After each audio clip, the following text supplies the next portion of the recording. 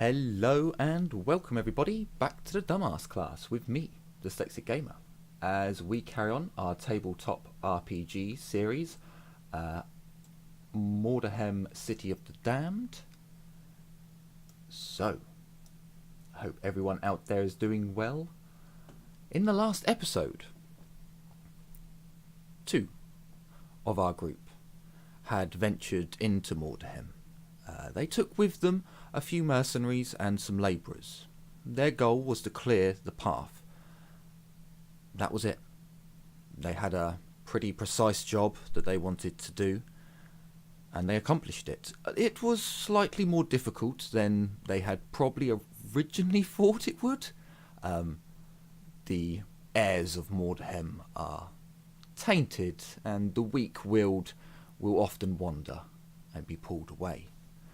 However, they did something I was not expecting by acquiring a new cart. They loaded up a few chests and some old rugs and made their way back to the Black Pit settlement.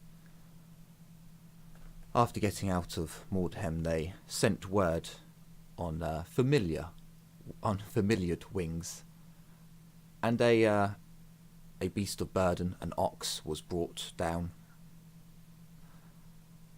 with tackle and took their cart to their outpost. Now, before we get to the outpost, by the time the other two with their hirelings will arrive back, it will be about 6 o'clock in that area.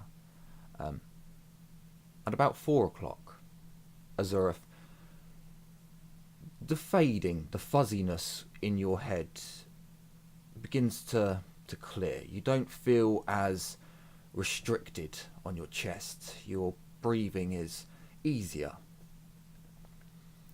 You awaken in a room darkened. The curtains have been drawn to block out the sun's rays, but a small amount still gets in. The rays shine through the window and through the crack in the curtains, illuminating the dust and detritus that hangs in the air. You can hear another individual breathing as you open your eyes and they adjust to the light, and for the few days that you've been unconscious, the breathing is shallow, and as you look around, you can make out that this is a room in the manor house. You seem to remember Bill and Ted were kept here when they were sick, but now another individual lays in the bed across from you, much smaller than a man. You see streaks of red hair, and it quickly comes to the conclusion that this is Gabrielle. In the room, there's the thick smell. It's to you as an elf, your senses are heightened compared to a human. It's almost overbearing, and you're surprised that you woke up in a room that smells so strong. Whilst not completely unpleasant, it is very overpowering.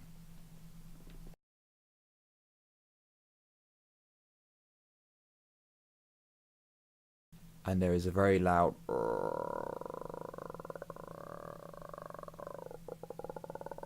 coming from your stomach.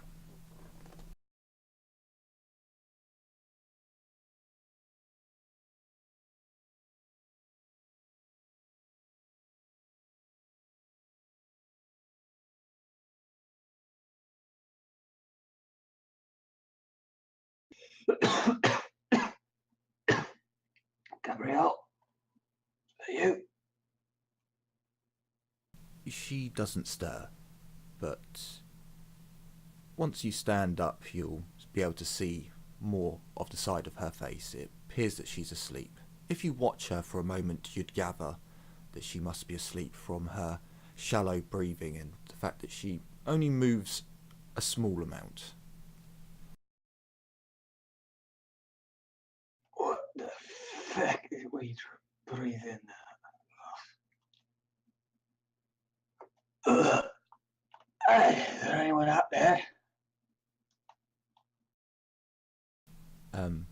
As you clear your lungs and call out for aid, you hear the footsteps of someone moving very quickly towards your door, but the door opens very quietly and slowly. It appears to be Peter, the group's medic. Mr. Zurif, he comes in very quietly, almost like a cat or a burglar. His seems to be very light of foot. He comes down and goes down on his haunches next to you, and places a hand on your head. It would seem that your fever has broken. Do you have strength to stand? Let me try. He aids you slightly. Alright, my feet are on the ground. It's in the 1 and the 2 and a... Brilliant. Let's get you out of here. It must be intense. And he even wrinkles his nose as he lends you an arm or a shoulder to help you.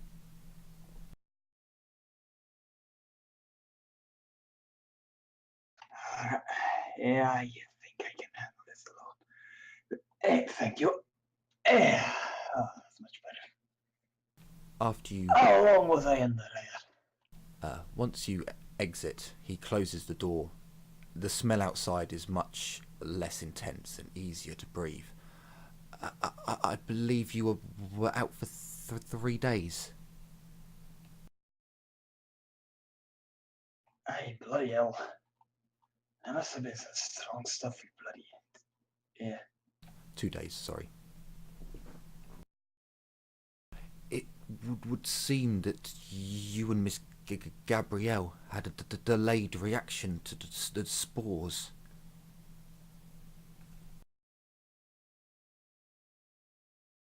That or something to do with Mordheim. He kind of shrugs at that as if it quite possibly could be. You're right.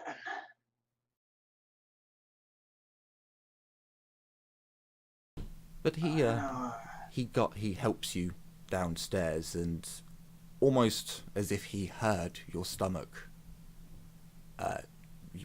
Before long, you find yourself sat at the table, and he makes his way into the kitchen to bring you a drink and something to get into your stomach. All right, I'll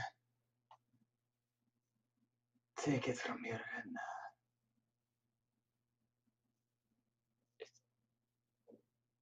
how are the others?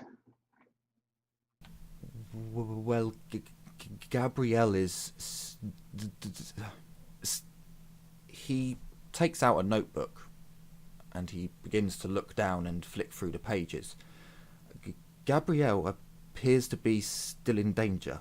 She doesn't have the immune system like you do. I fear she will need tending for some time. The others have gone into Mordheim to clear the path, the blockage on the road.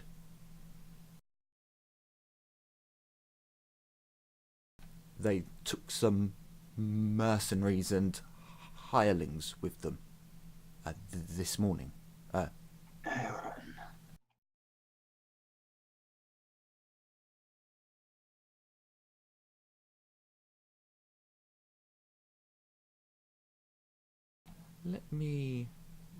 I reckon... Would you notice No, I imagine all of that was eaten and there wasn't any left. Okay. Hey, if you're talking about the good stuff, that's stored in a hidey hole that only Luciano has access to. Probably. Yeah, no, I imagine your stuff was kept hidden. I was wondering, like, would there have been anything left? But this is a full day after, so I don't think there would have been. Also, Roll20 has been a little bit odd and not letting me edit some of my stuff. So we'll see how well that works. Anyway, so as of after you eat and have a drink, you do start to feel far better. A good meal has seemingly given you the energy that your body needed. And before too long, is there anything you'd like to do in that time, or would you just sit, have something to eat, and just be like, wow, just sit and recover and, oh. I'm just going to wait for a bit. Okay, cool. So an hour or two passes, and you hear the... Oh, actually, no. An hour and a half would pass before a raven appears within the house. It has a note attached to its leg, and it begins to caw. Yeah, I'm not doing it. Maybe I have a sound. Well, it begins to make noise and flapping its wings, and it gestures with its leg, like swinging its leg out, as if it wants you to look at the leg, at the note.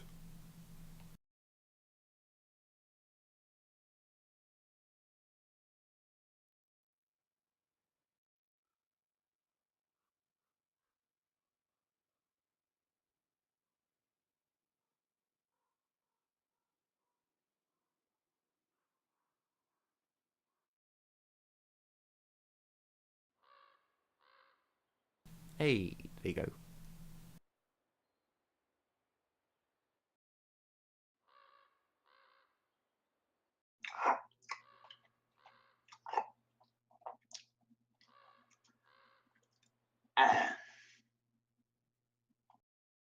You see the raven as it's cawing. It begins pecking at the it flies down onto the table now. Begins pecking at the table, squawking and raising its leg with a little note attached.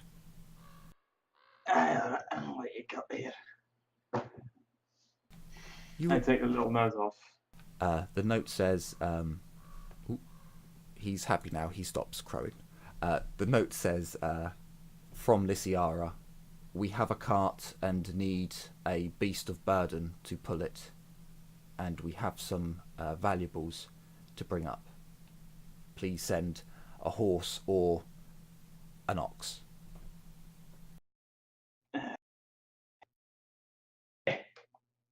Did they bring me horse with them or not? No, your horse is still outside in the small stables that they have. Lovely, thank you, Peter. Anyway, then. Alright. Saddle them, please, or get some of the workers to do it. Apparently, I am needed in Mordheim to go carry some cart back here full of good stuff that we can use to pay for walls and stuff. Do you want someone else to go with you? Do we have any mercenaries left here? Yes, you still have 7. Alright. One of you, are you comfortable with sitting on the back of me horse? He shakes his head. He's like, I could sit on it. Standing? No. I just asked if any of you 7 comfortable with sitting on the back of me horse. A lot of them look at each other and they're just kind of like, But one of them seems to be adventurous enough and steps forwards. Alright then. We're headed into Mordheim. Let's go. What? As you take off, he doesn't have much chance to protest, but you make your way through the Black Pit's settlement, through the ruins and the rubble. You come out of the Black Pit and begin to ride towards Mordheim. As you're riding towards Mordheim with your elven eyes, you can clearly see out of the entrance out of the entry gate to Mordheim, you can see individuals, something being large, is that red hair? Is that Lysiara? It appears as if your Wait, Luciana also have red hair? yes, Lysiara's hair is My memory is is- foggy as fuck. Alright. her hair is I- more like fire. I gallop in that direction and like, aye, I was told you guys needed a beast of burden. Or at least something to pull your cart.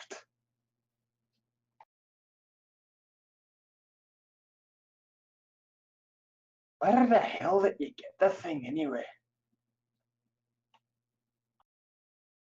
Azurf, you would recognise it from when you went into Mordheim. It wasn't so there was rubble on the road that you had to essentially climb over in order to get to where you saw the ogres. Well, there was also a cart that had been left half blocking the road. You're pretty sure it's that cart. Yeah, I'll hear this story another time. Let's just get going. I want to go back to bed. Although not that dingy ass bed in the sick shack. Just an actual proper bed. I'm still pretty bloody exhausted. Alright, let's hook it up. Let's go. Any protests? No. Good. Alright, hook it up and let's go. You hear a number of labourers behind the cart heaving and pushing and sweating, and they just fall to the floor, just as they like crawl out from behind the wagon, just like a horse, and they quickly regroup and set your horse up. Shit, pulling it is much easier. There are mercenaries at the front pulling it. The harder job was left to the labourers. Why not rotation or anything? Just This is not a moment to rest or discuss. Keep moving. We're still not fully out of yes. Mordheim's. All right, let's go.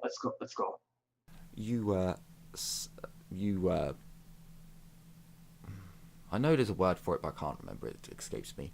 You prepare the horse and get it attached to the cart, and before too long, you are underway again. You arrive back at your outpost. As you arrive, Zurif, you would notice that there are a few items in the back of their cart. I believe a chest. I want to get back to bed. Just tell me in a second, or just in a couple of hours, tell me what the hell you found when I'm going back to bed. I mean, proper sleep is something else than sick sleep, and I want some proper sleep. You arrive at the Black Pit. The labourers jump off the cart almost immediately. The gates to the Black Pit outpost open up. Your horse is taken and led inside. The cart itself is led inside and positioned near your other cart. The labourers begin to unladen the cart and bring the goods inside.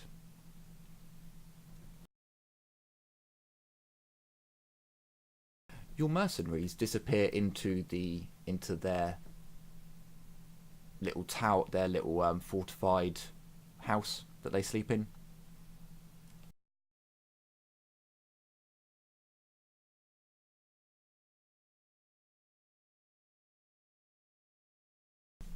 So as I imagine a couple of fresh labourers bring in your goods, and more for Miss Wilhelma's loot. 5 or so carpets are brought in, along with a chest.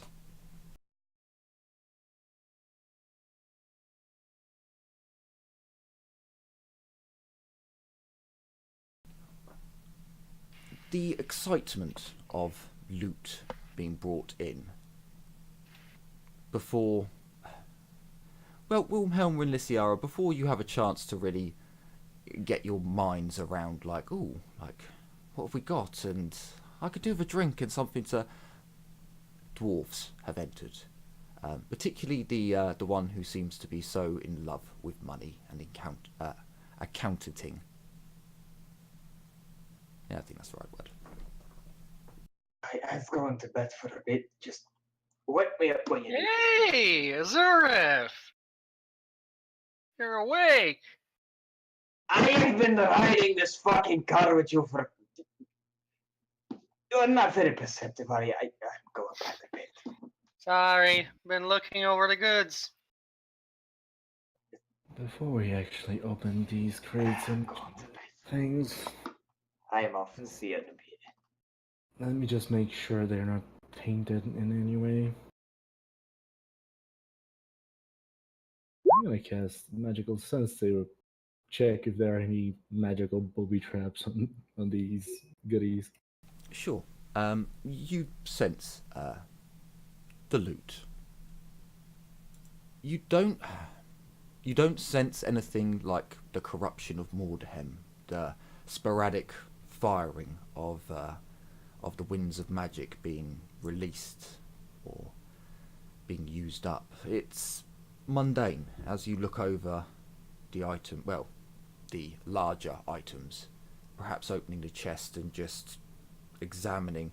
You don't sense anything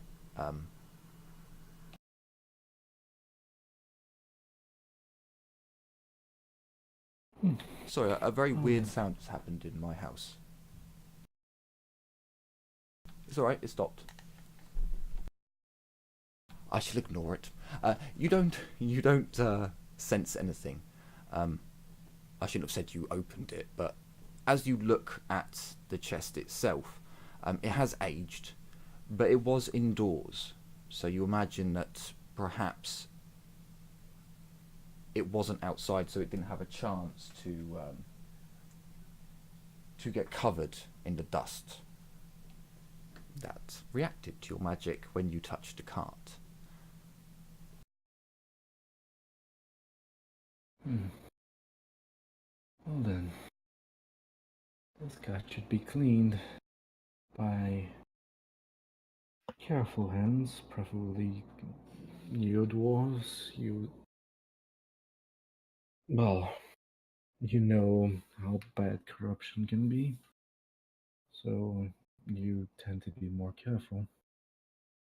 And as for the crates and the goods, I don't sense any corruption in them, so...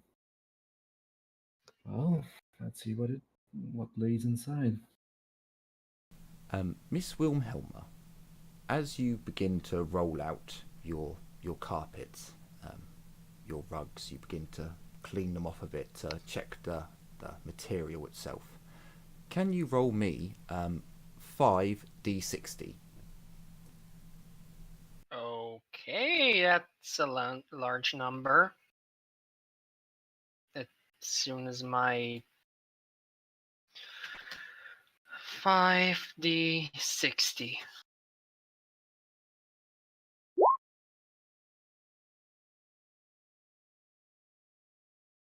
Okay, I would like you to roll another 2d60.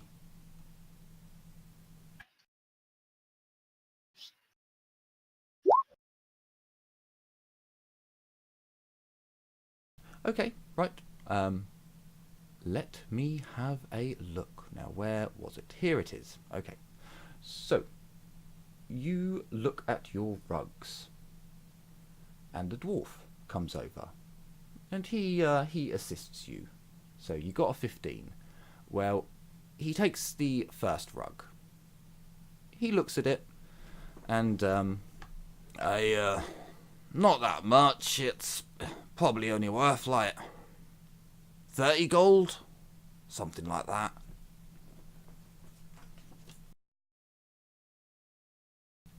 And then he looks at your second. So your second was a 16. So with a 16,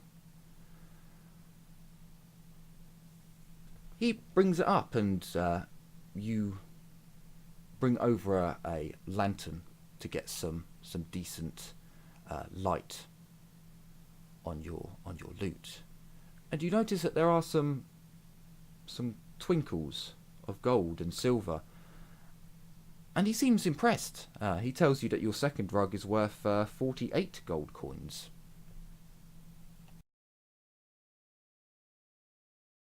And then we go to the 20s. So I believe, 21 and 22. So you move over to the next lot of rugs, and these two are a matching pair. And it appears to be a much more intricate pattern, and there's far more shiny. You would perhaps think it's gold wire or silver wire of some sort.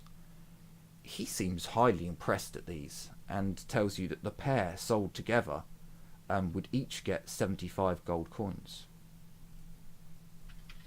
Nice. And then the last one. Now, the last one, he almost takes aback. He taps his pipe out. 75 each.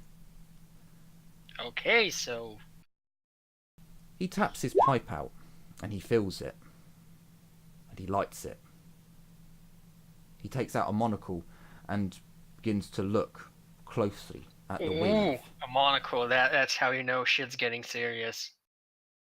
He grumbles and mumbles for a bit, but you get the sense that he is taking serious interest in the weave, the counts.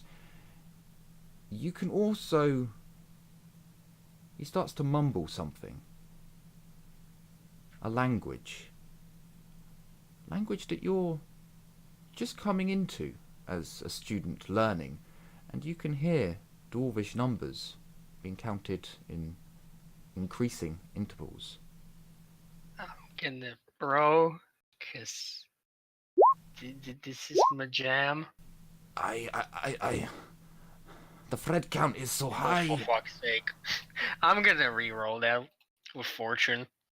Sure. I assume we refreshed once Yes. between sessions. Yeah? No. So you would have had. You've got what you've got, but once you sleep, you'll okay. regain. So technically, I am at that help absolutely deadly. You don't get. You get the lower digits, the lower numbers up to the hundreds. You think you can follow, but then you could presume it goes to the thousands, and then there's another number. And he takes a chair and sits down, and brings forth an abacus. Begins sliding different denominations around. Aye, lassie, this rug would work in any lord's hall. You're looking at about 1,250 gold coins. Hey, jackpot! Well, I guess next time we head into Mordheim, we should fetch rugs. I don't know how you got the luck to manage this. It was a simple affair, really. We walked into a house and took it.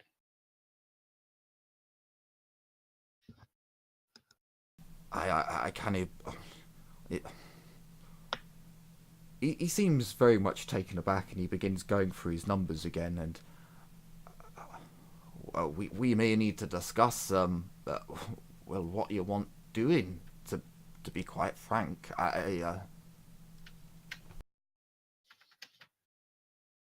Lysiara. He after a couple of moments of like a little bit of shock, a little bit of appreciation, going back at the rug itself and looking and double checking, and other dwarfs have come in now, obviously hearing the numbers of gold and more, have come to check along, and it seems to be a note of interest and talk and discussion now. But before long, he takes out a rag and wipes down his head and makes his way over to you. And well, what have you got to show, lassie? What's in your crate? Sure. I'm not sure I'm strong enough to bust the crate open, but He holds out a tool. He holds out a crowbar. I'll bust open the crate. Sure. So you open the crate, and there's a bit of dust and detritus that comes out of the crate. But you step back. Perhaps I'll give you a magical sense for free after seeing what happened to Azurf and Gabrielle and Bill and Ted, Bill and Ben. You don't sense anything. I'd make sure to cover my face as I'm doing this.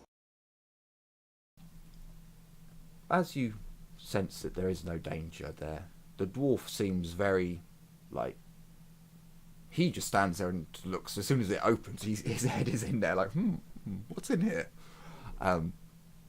You'd note that there appeared to be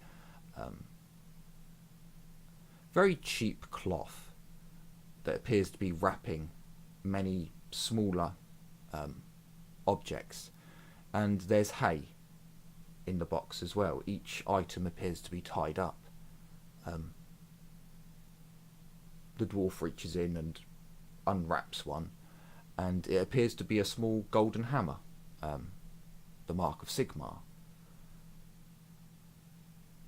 He opens another one, and it's a silver hammer. Only small, like the size of a brooch. And he begins going through the box. Do you begin opening packages as well? Sure. I'll be careful as I'm opening them and displaying in front of this guy, because he's a dwarf. He doesn't care. The thing is, he's the dwarf that knows how valuable these things are. So I'm gonna be setting them in front of him so he can check them. And I'll open a feel, and I'll magic sense again to see if any of these items hold any magic in them.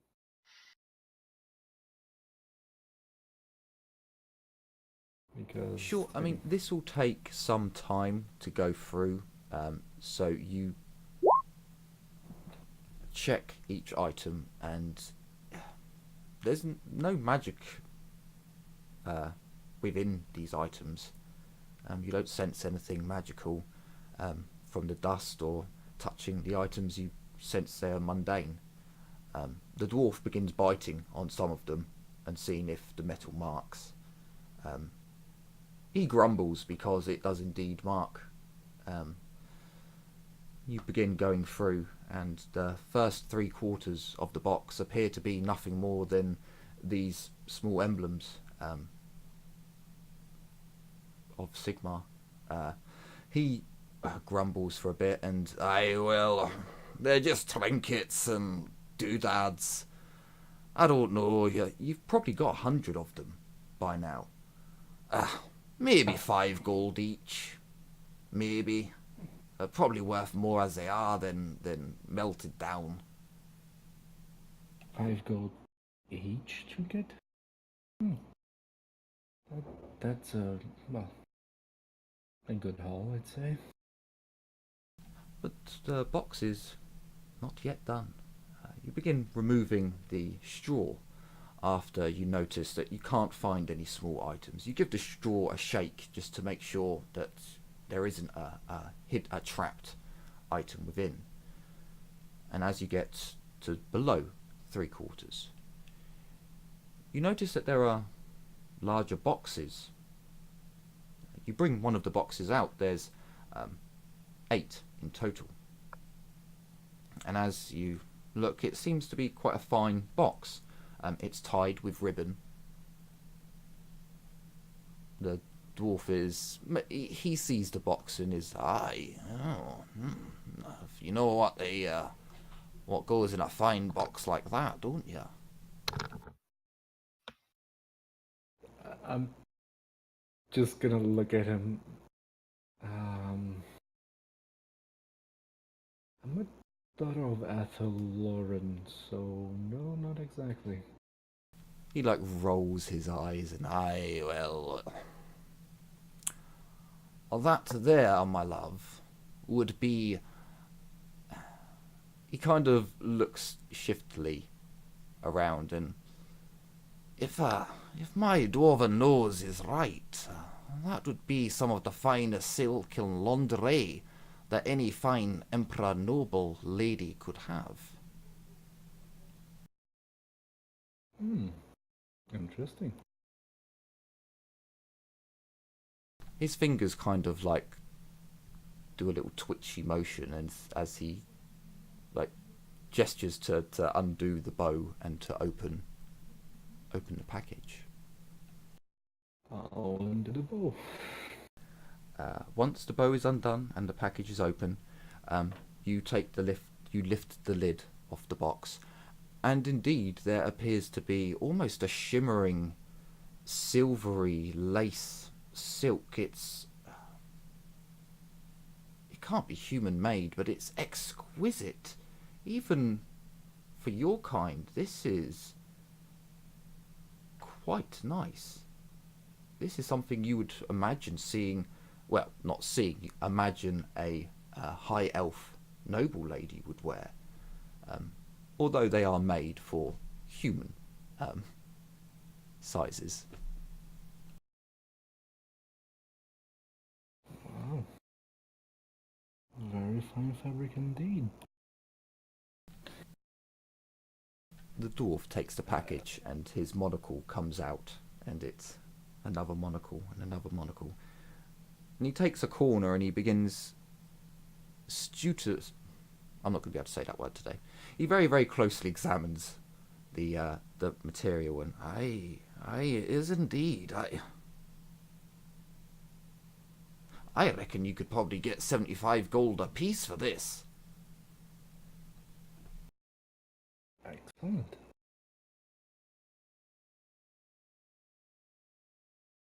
Although it's sad that it's not in dwarven sizes, but well, I suppose that's how it is. Everything's made for you taller folk. Technically, these don't fit me either. These are, well, human-sized. Do you open it out to really measure what kind of? Yeah, I'll open it out. Oh, a big bootied lady. Yeah, you open them out. You're like, wow, whoa. What kind of woman was being fed?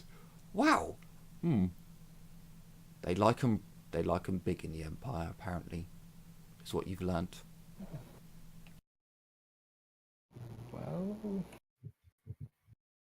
these. Well, I guess means more fabric and probably more valuable.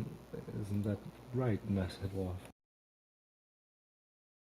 Well, value is in the beholder as well, but we've got contacts. We can sell them in Siegfriedhof or back to the Empire, I'm sure. Even he's taken aback, like, wow, that's a big ass.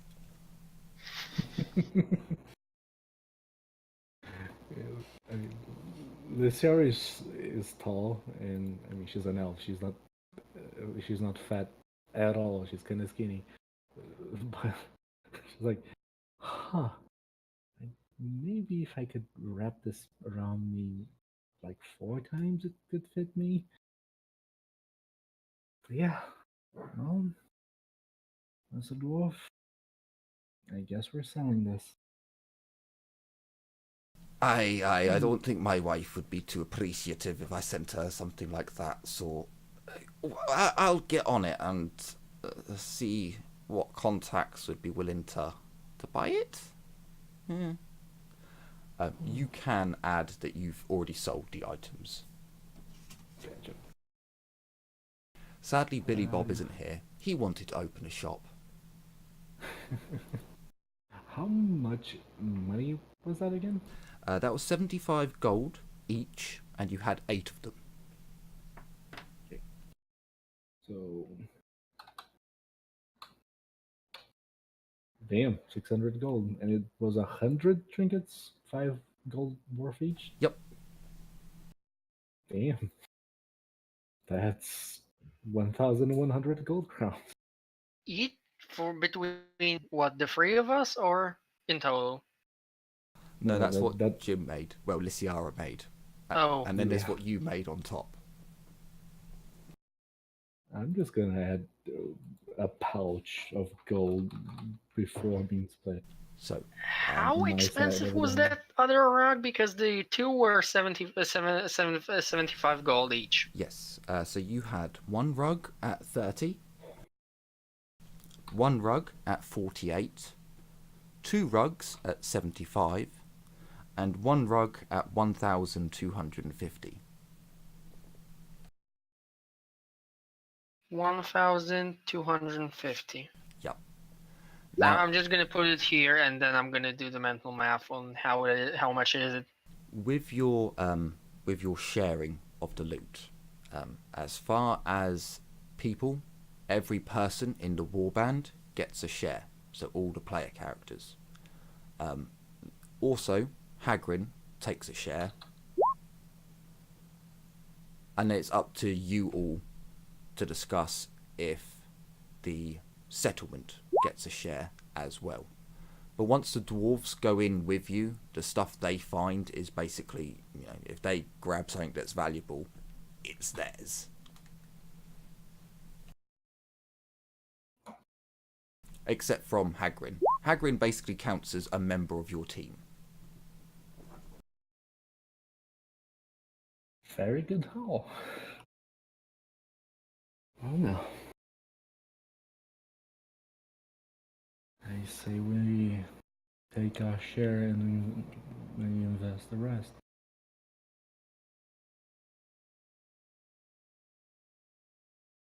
So there's 5 of you. So that's 500, at least 500 gold each.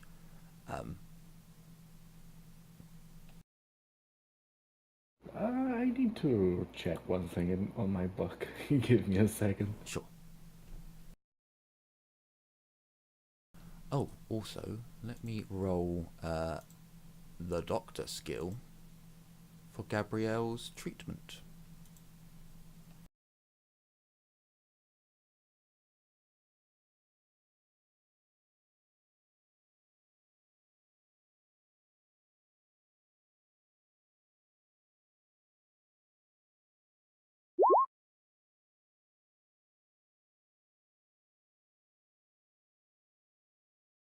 Yeah, it's his job. He'd use a fate point.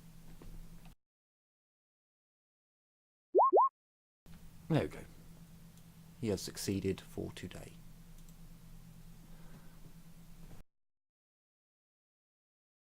So I would imagine there's a wee bit of excitement and celebrating quietly this evening. Perhaps talks of what your money could be used for, what you could spend it on. So how much do I need to put on my sheet? At the moment, 500, right?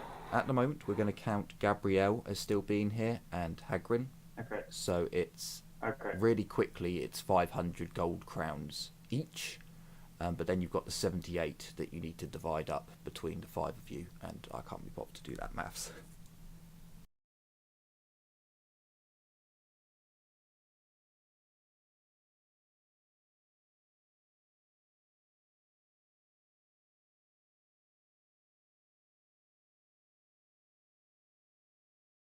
So, 515. That's actually quite a good number. I'm sure you could give the 0.6s to your hirelings as a bonus. Yeah, Probably not. Share that. So there is an air of excitement. You would notice, those of you, for Wilhelm and Lysiara, you notice that the mercenaries seem quite excited as well. Is there anything you'd like to do with this evening?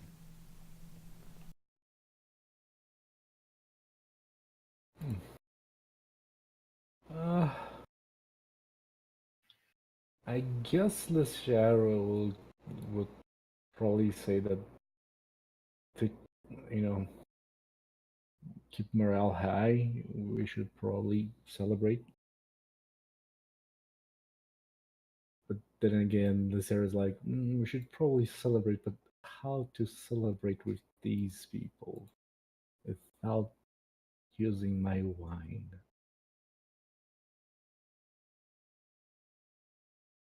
You would note that the along with the supplies, there are a number of kegs. You're with a dwarven party as well. They do bring the booze and make sure that there's quite a bit there.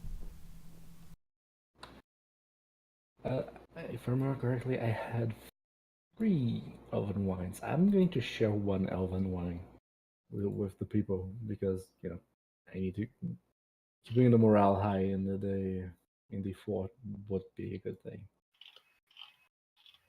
But just 1.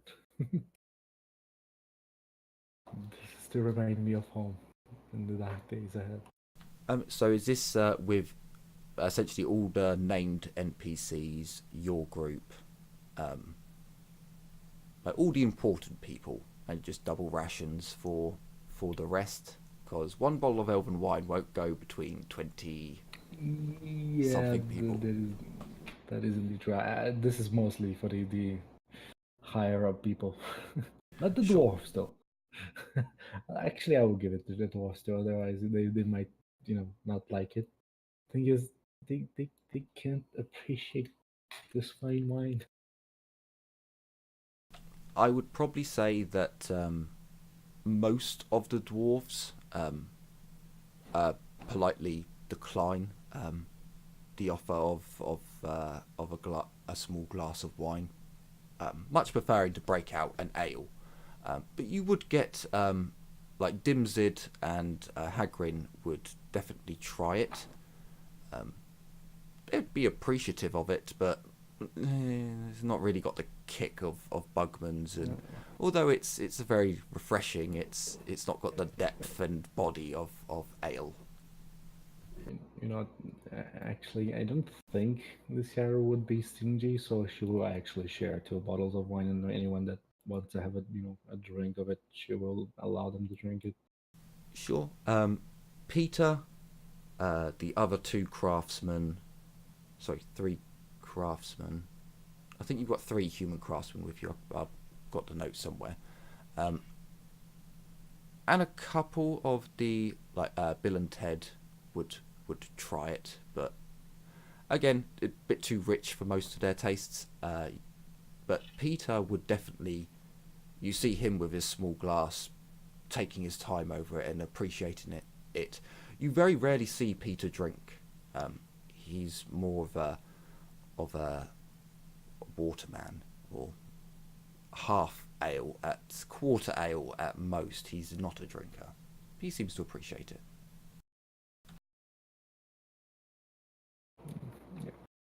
Good. Lysiara will be drinking it, the fine wine. She will be appreciating it. Yeah, at least Lysiara believes that double rations for everybody today, and go share the wine.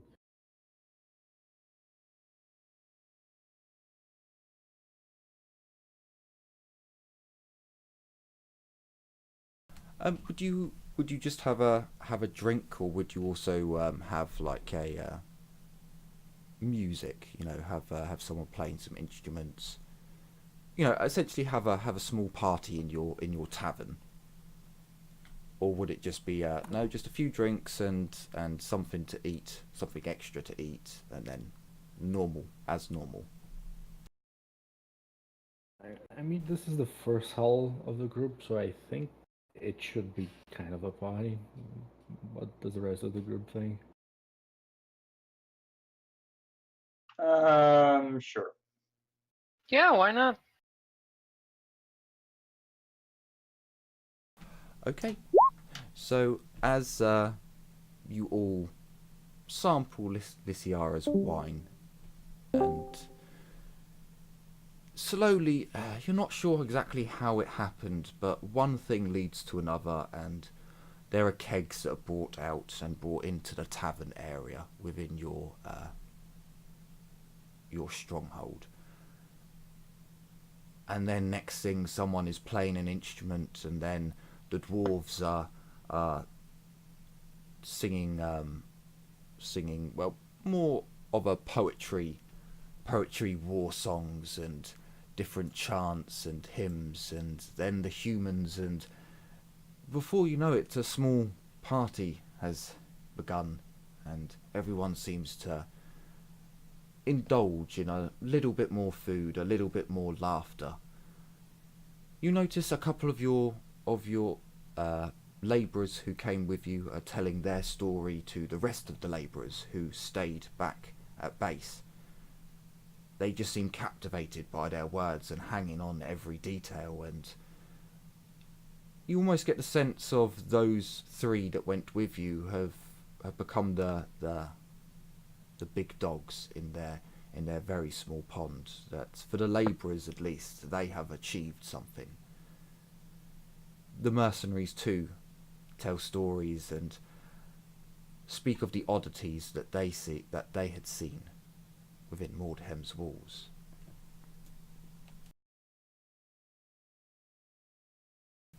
There is a jovial, happy air tonight. It's something that hasn't been felt here for a long time, and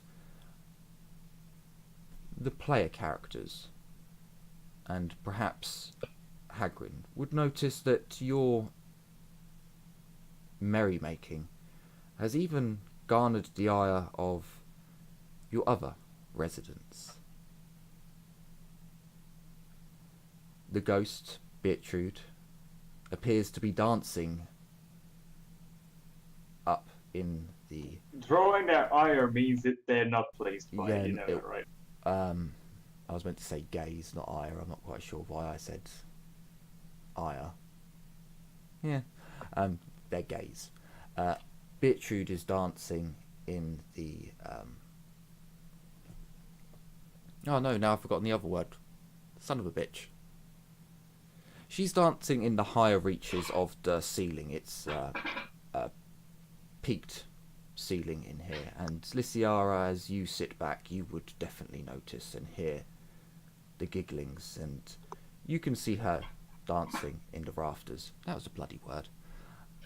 Did we ever tell Azurif about Lysiara's sister? No, not as of yet. Lysiara would not mention. So maybe you. Hey, Azurif. Did you know you slept through quite an ordeal? I don't give a shit. Wait. So, like, yesterday morning, right? Like, we all wake up, and then Hagrid comes and tells us there's an elven caravan at the gates. Can you imagine that? Like the wood elves. Not some high elves, the wood, you know. In fact, it was they were after Lysiara, you know. Sure, whatever. They brought wine. Good for him. Are you grumpy because you haven't killed anything lately? Aye. Makes sense. Makes sense.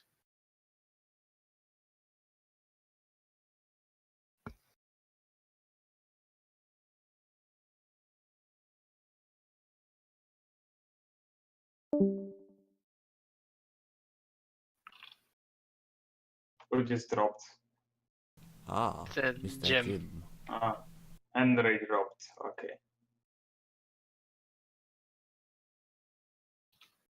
So the merrymaking goes on, and long into the night and into the early morn.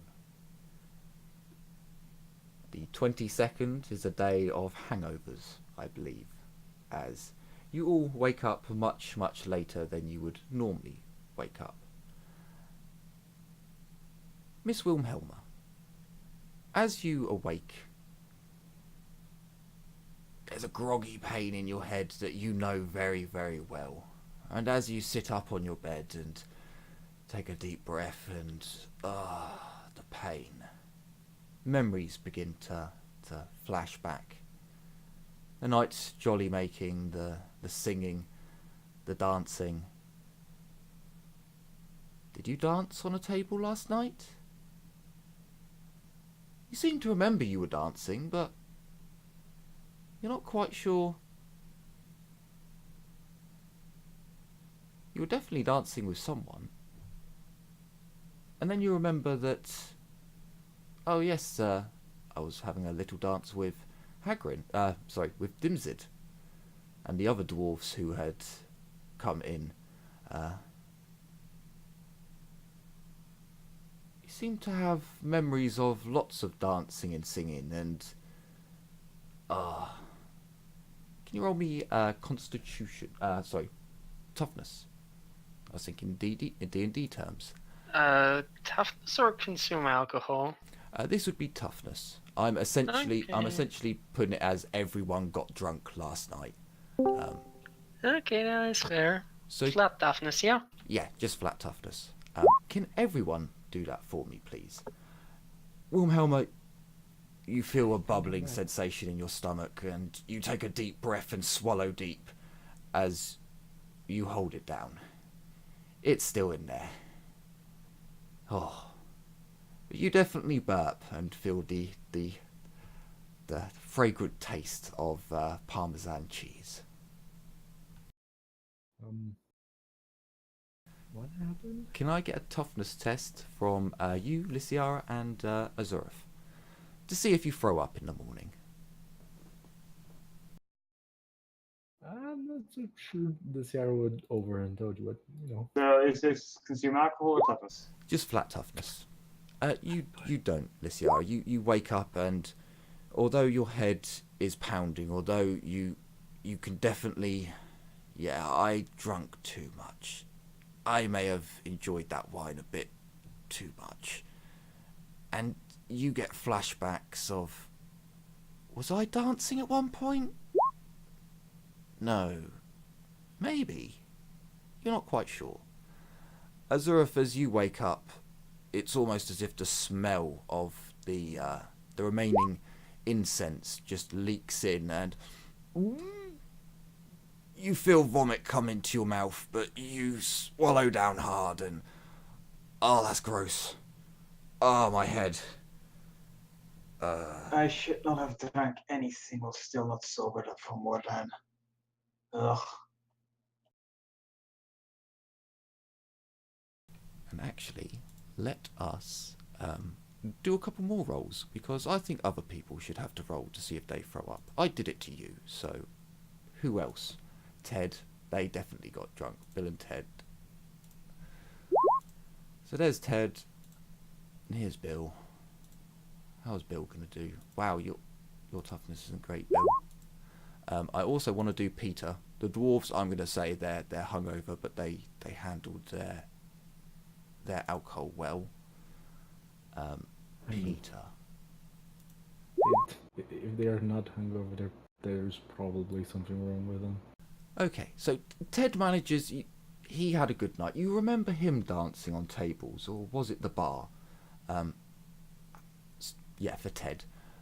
Bill, you all seem to remember, was already throwing up last night. He already overindulged, and you do indeed hear the sound of someone just dry heaving somewhere outside. But amazingly, Peter seems to be perfectly fine, as the rest of you notice at the breakfast table. There is a number of cure-alls apparently laid out, and I will do his other heal.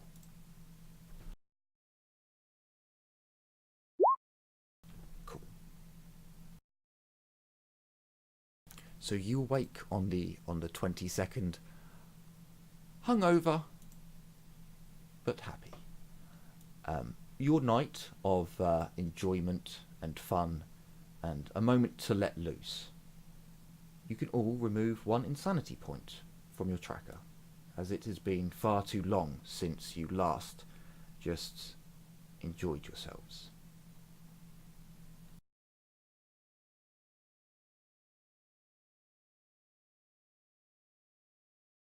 Where's the sanity again? IP points should be next to your fate points, your fortune points. Oh, I had none to begin with, so. Yeah, on the same secondary bar, secondary profile.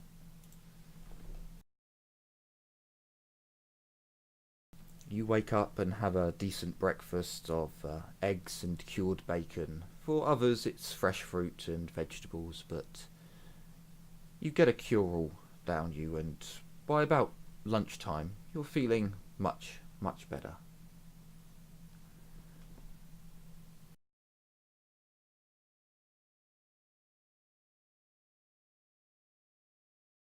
Well now. Seeing as how yesterday we were just clearing up some rubble from the road, I think we should make another excursion into Mordheim. And we might want to bring our car.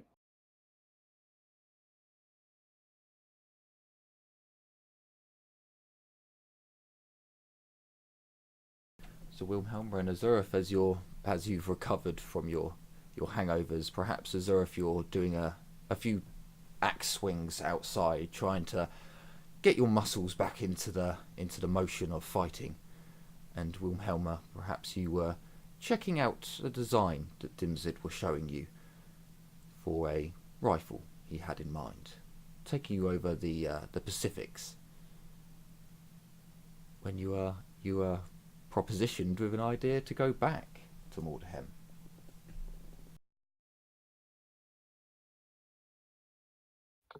Back. Oh dear, were you not? Oh boy. So, Sorry, I was Wilhelm, pulled away. What happened? in the morning, after you've got over your hangover, Dimzid is going over a design for a rifle with you when Lysiara propositions you to go back to Mordheim today. I mean, we have to reach the rock eventually, so I suppose the day is as good as any. And besides, if all excursions go like yesterday, even small hauls can be quite lucrative. You call that a small haul? I mean, a few rugs and 2 crates. Yeah, I call it a small haul. Well, wasn't so small when we counted the loot. But true, a few more excursions and maybe we'll actually start making money. Indeed. And just see one more question: do we also share the rug money, or? Yes, all the money would be shared between the player characters plus Hagrid. So in the end, every one of us made 515. Yes. Yep. Okay. Okay, do we need to add that then? Yep, you've so you've all made 515 gold crowns. You should all have that in your pockets. You know, not gonna lie, when I look at my inventory and I look at my pouch and I see that amount of gold crowns, I'm like, I'm kind of rich. And then I remember, yeah, I have to buy 12 grimoires. Why'd you need 12 grimoires?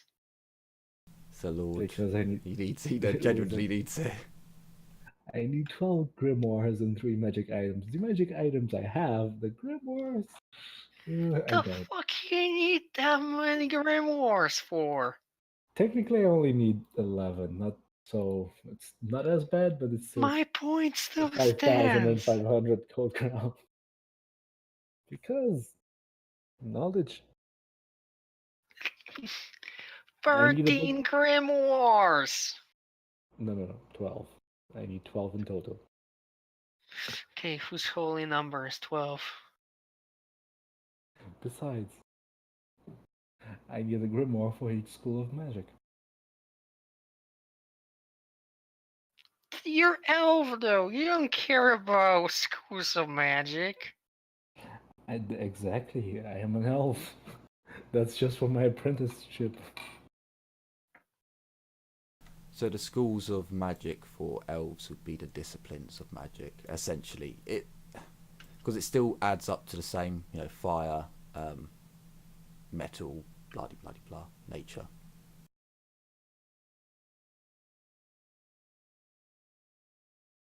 Exactly.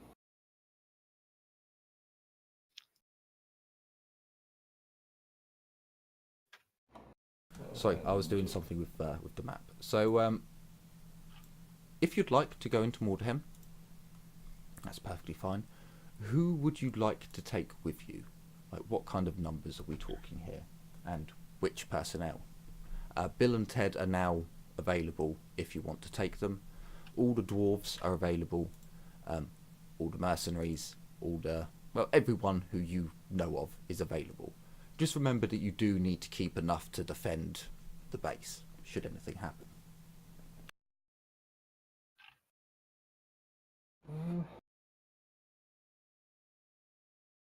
Maybe just Bill and Ted? For this time?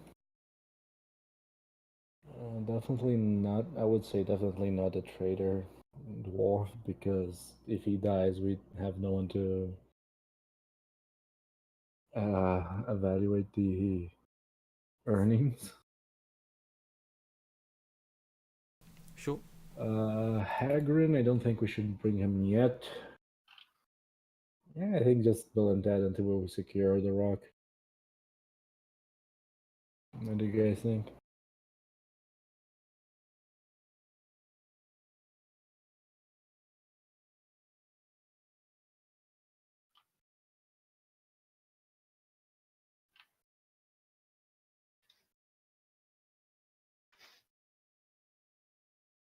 I'm going to take the silence as yeses.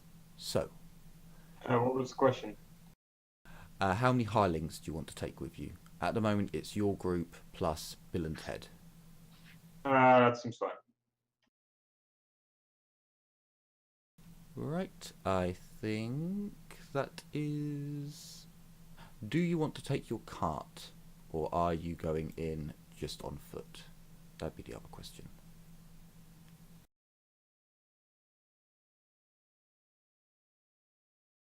I say we bring the cart.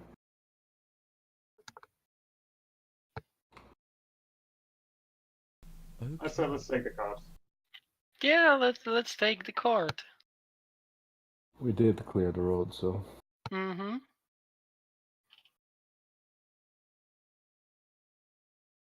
I just realised I didn't make the map big enough, so let's increase the map. So, you prepare your... Would you like to take your... Oh dear.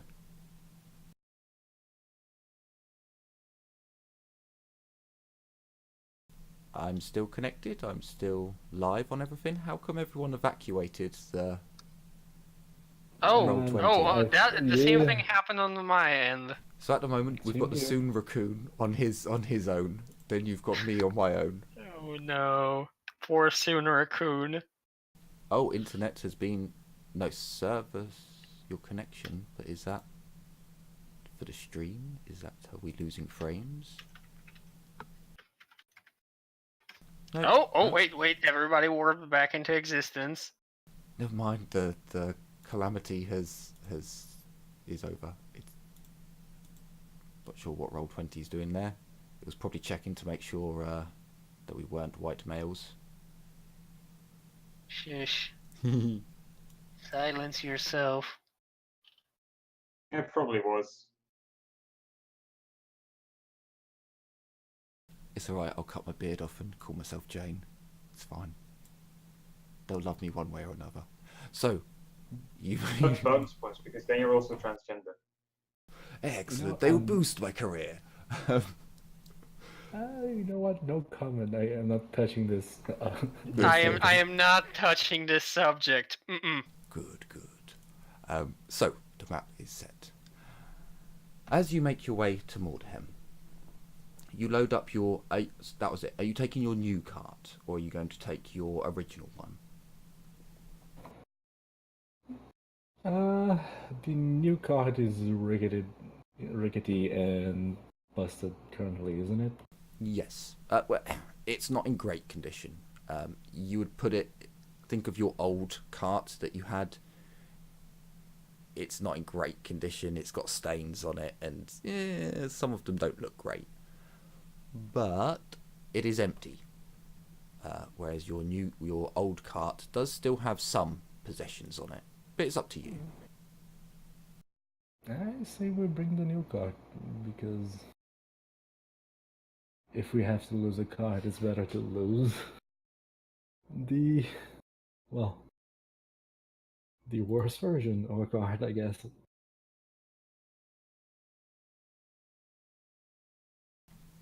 Excellent. Okay. So you load up your cart. Azurif, would you want to have your horse on the cart, or would you take one of your oxen? Let's take the oxen. Okay. So you take your oxen, and Bill and Ted lash it to the cart. You take off. Are you doing what you did last time, where you're taking 2 days, two rations each, essentially? Yep. Okay. You make your way into Mordheim. You pass through the main gate, the one that Azurif met you at just yesterday. Today is a overcast day.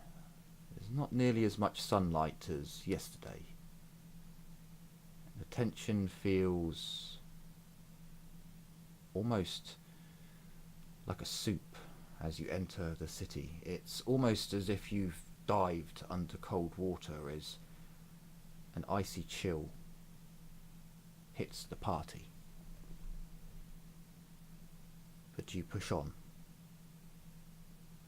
After 20 minutes, half an hour, you're back at where the obstruction was.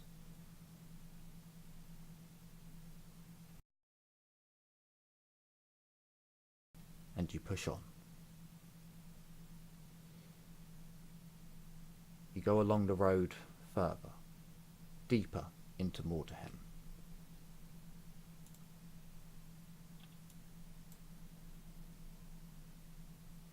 And it's at this area where last you were that you heard the sounds of battle. You could hear the concussive boom of black powder weapons.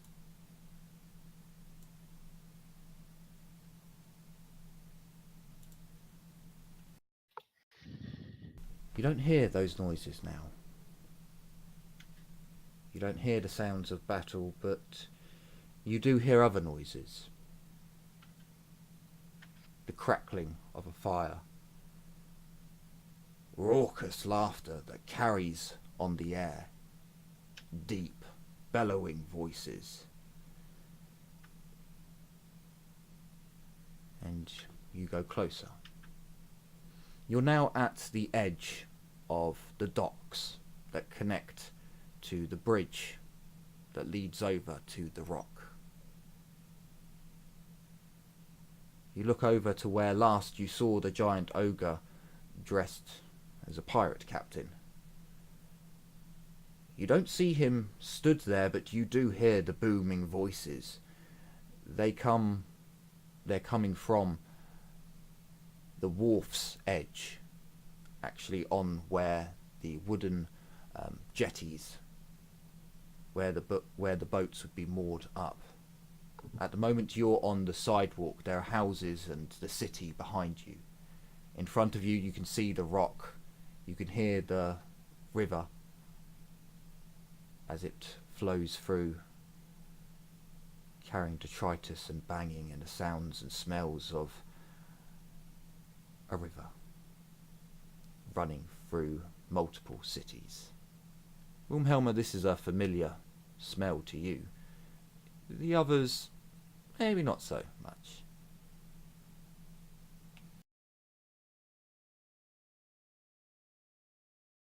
You're still on your cart at this moment in time.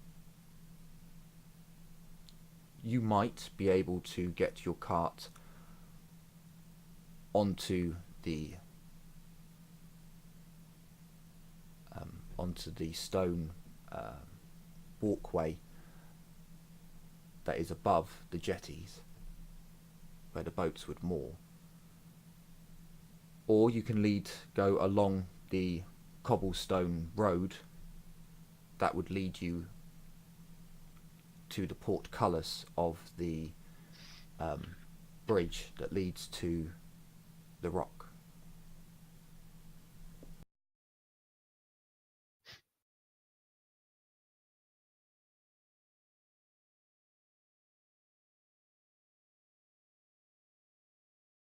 How would you like to proceed?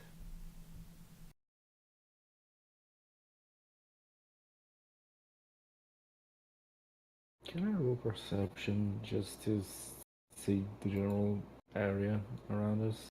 Sure.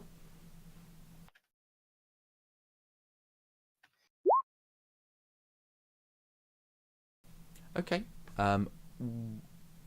Was there anything in Pacific that you were looking for, or what? So you're currently in the cart. So you got. I imagined you were all sat in the cart or holding on to the cart as it was making its way.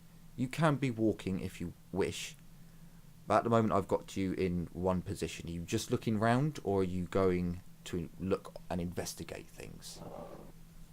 I'm trying to see if I can locate where the booming voices are coming from. If it's from the...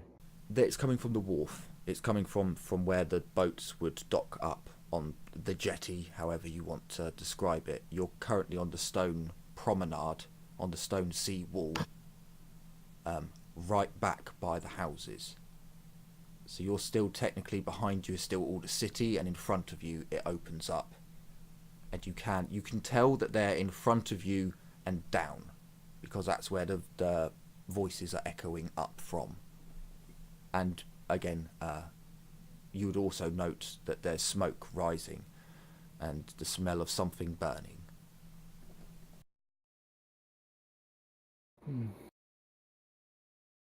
Well, those ogres are most definitely down there. What do you think? Should we go say hi, or should we try to avoid? We probably I should don't know. introduce ourselves. We're gonna have to sooner rather than later. You hear a booming, massively deep voice. Among the other voices that you could hear, his was not one of them. Quiet! Pepe!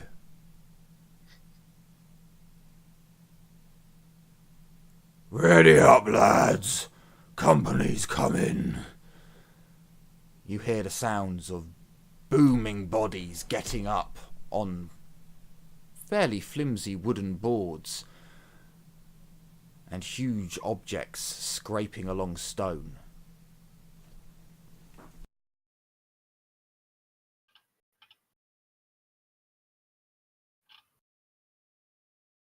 Um, is it just me, or are they going towards the river? Lysiara, with you, I'll give it to you because you did a perception. You can now see a feather. You would imagine it kind of looks like the feather in the captain's hat. It is poking up above the wall. And you imagine, because your perspective is much further back from the lip of the wall, they seem to be readying for something, but you don't know which direction they're going in.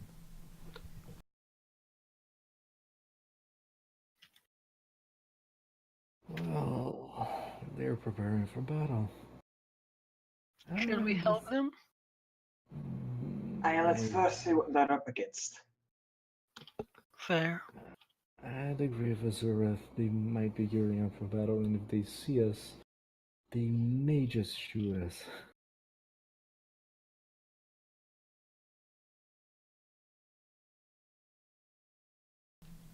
Oh, sorry, I was looking at the wrong rolls. So let me just double check. Do.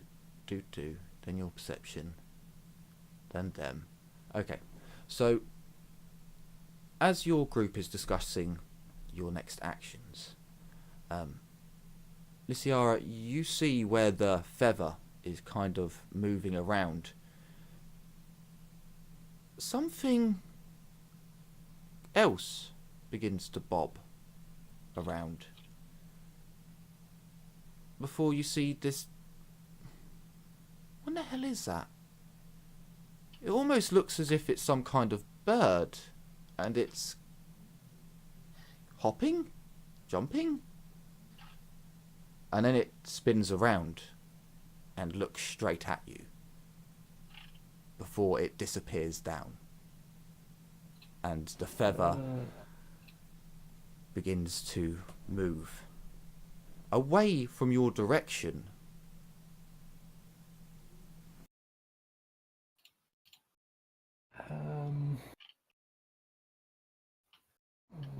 Whatever the hell that was, I'm pretty sure it made us.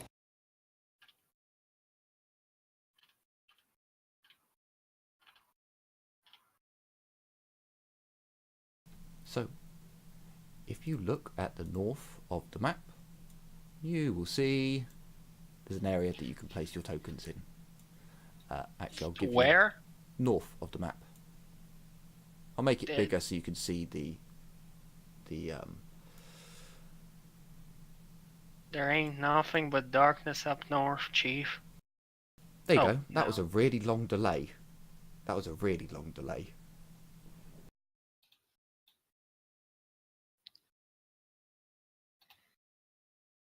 Sadly, I don't have a Pepe token because they're all in one. Are you the right one? No. What? Why? What?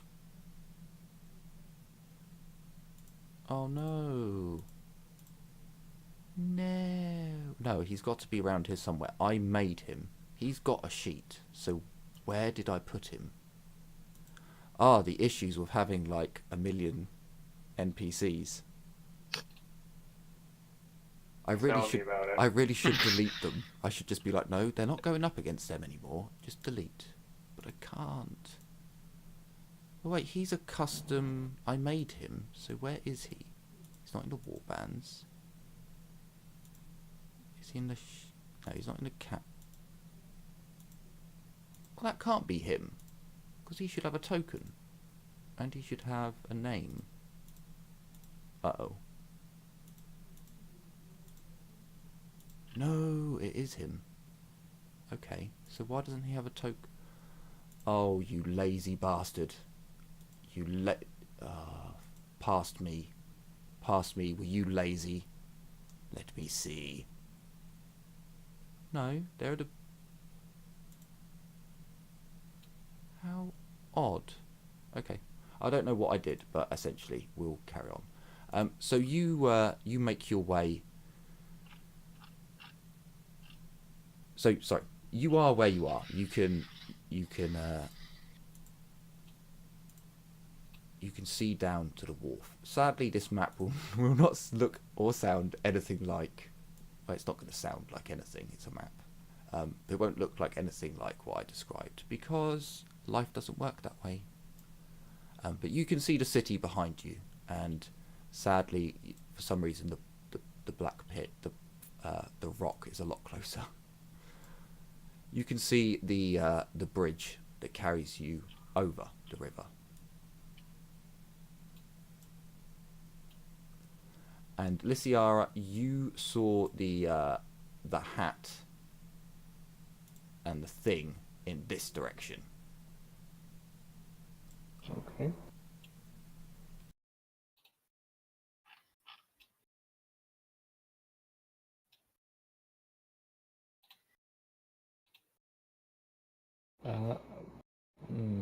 I left Grim back home because this is no place for a puppy to be.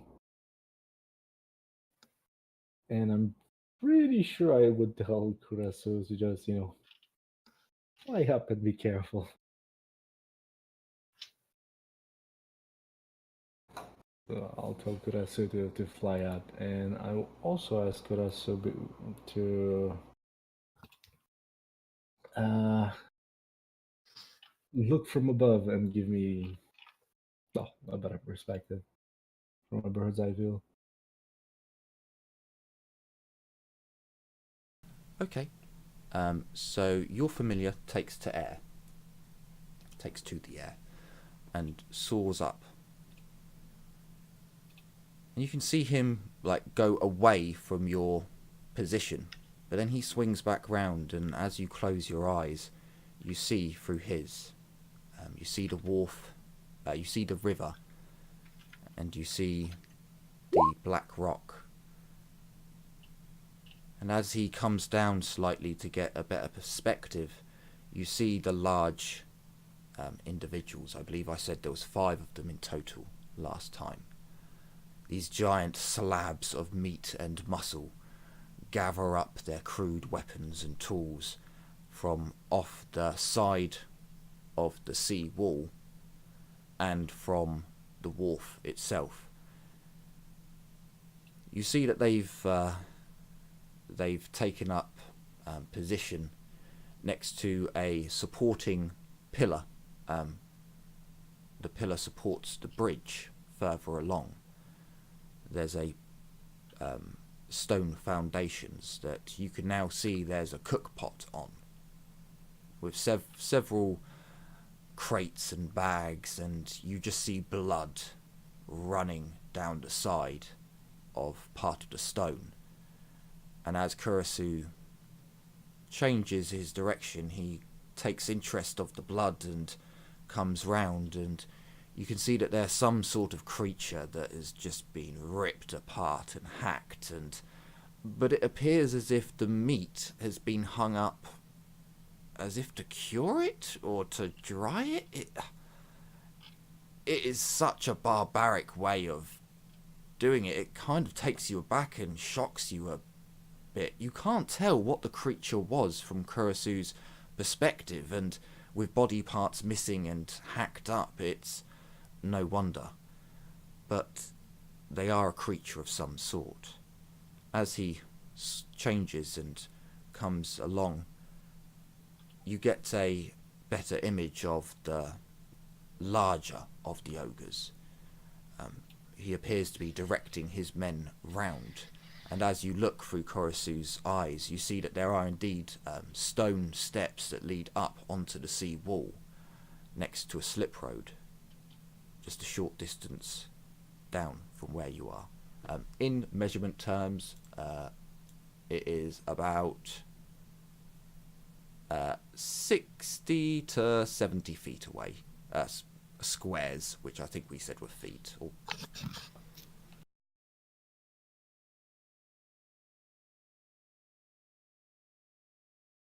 I'll relay that information to Muhammad Azurith, Bill and Dad.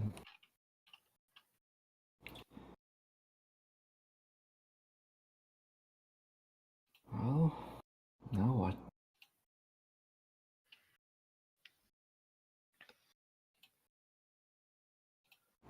Should we ready up and wait, or should we press on? I'd say ready up and wait. Yes, let's. Very well.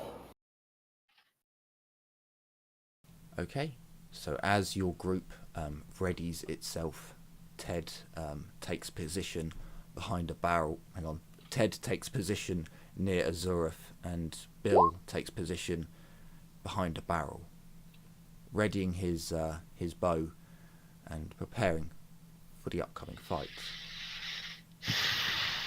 Possible fight. He doesn't know. It's a tense 10 minutes. It seems like far, far longer as you wait, preparing for what comes. With booming footsteps coming closer, you hold your breaths as, Pepe, where'd they go?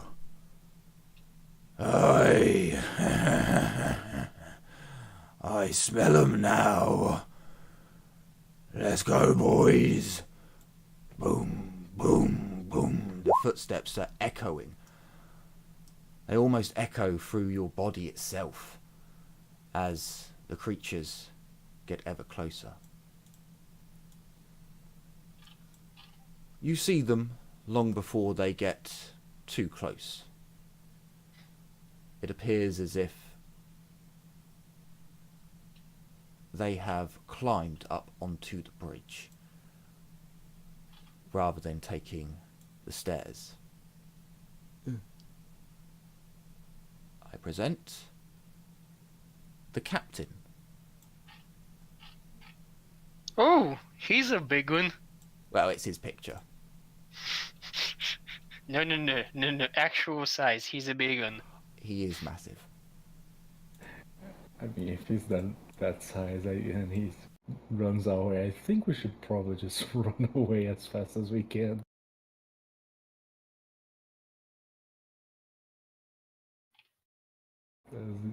It is a bit too big. The captain comes thundering up onto the bridge, heaving himself up with his anchor. He climbs over, stamping down. You see the hat, you see the feather, you see a weird fucking creature sat upon his shoulder. And he looks over at you all. There is a genuine feeling of concern, and you look at Bill and Ted, and they look scared. Hey there.